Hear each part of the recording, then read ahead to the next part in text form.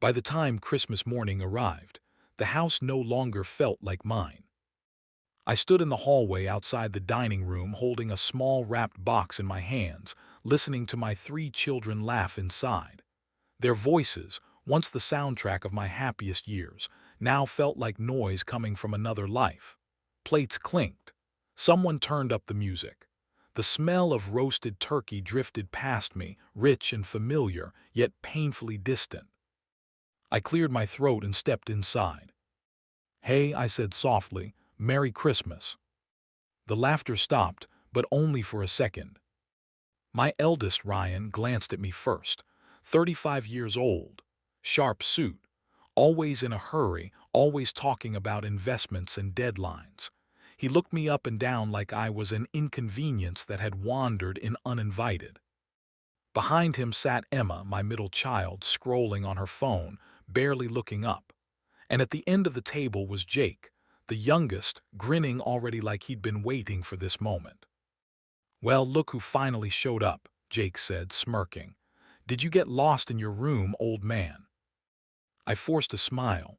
"I thought I'd join you, I brought." Ryan cut me off with a short laugh. "Dad, come on, this is our Christmas lunch, you don't need to hover." Emma finally looked up, her eyes flat. "There's no extra seat anyway." I glanced at the table, 3 chairs, 3 plates, no place set for me. "I can grab another chair," I said. Jake leaned back, laughing openly now. "Why, so you can tell the same boring stories again.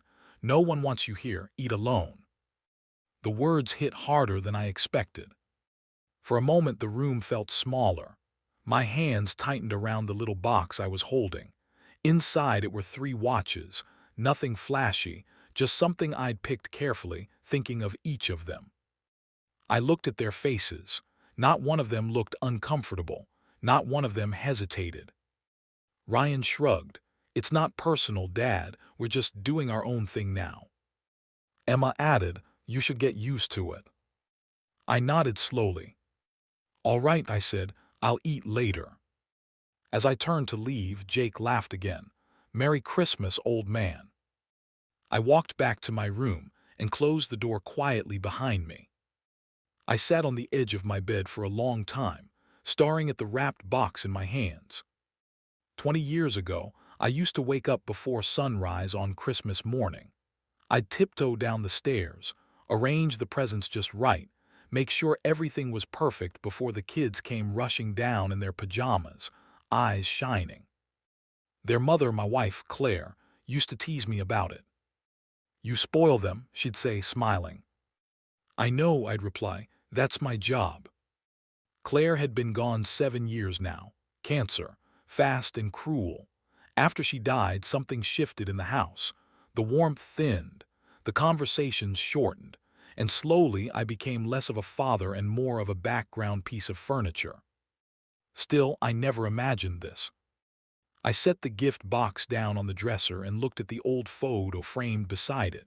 Claire and I, younger, arms around each other. The kids piled in front of us, laughing. I whispered, "Did I fail them?" No answer came. I ate alone that afternoon. Leftover soup, cold bread. I didn't bother turning on the TV.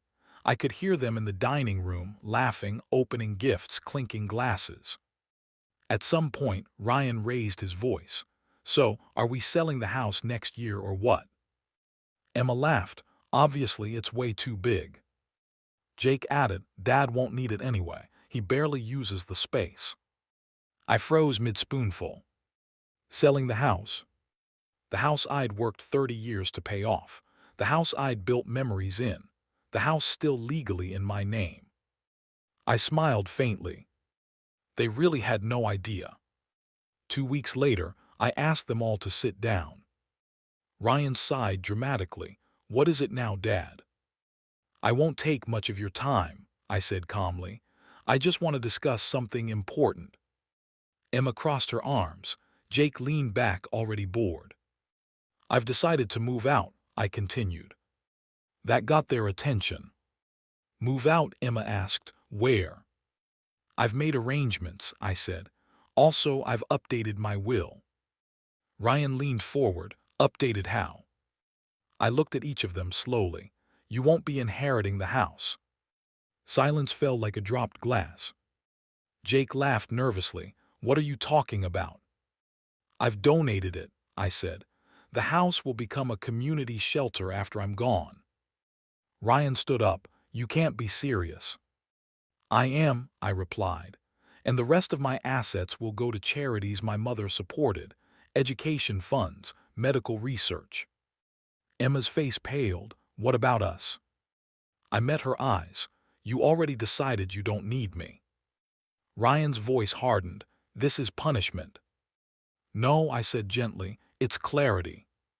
They argued, they yelled. Jake accused me of being spiteful. Emma cried. Ryan threatened lawyers. I listened quietly. When they were done, I said, I raised you to be strong, independent. I didn't realize you'd forget kindness along the way. Then I stood up and walked out. The retirement community was peaceful. Small apartment, friendly neighbors, no tension in the air. For the first time in years, I slept through the night. I volunteered at the local library, helped kids with homework, shared stories with people who actually listened. One afternoon, a little girl tugged on my sleeve. Mister, will you read again tomorrow? I smiled, of course. 6 months later, Ryan called. Dad, he said quietly, we made a mistake. Emma texted long apologies. Jake showed up at my door once, eyes down, hands shoved in his pockets. I didn't mean it, he muttered. That Christmas thing. I invited him in, made tea. We talked, really talked. But something had changed. I forgave them because forgiveness is lighter than anger, but I didn't move back. I didn't undo the will.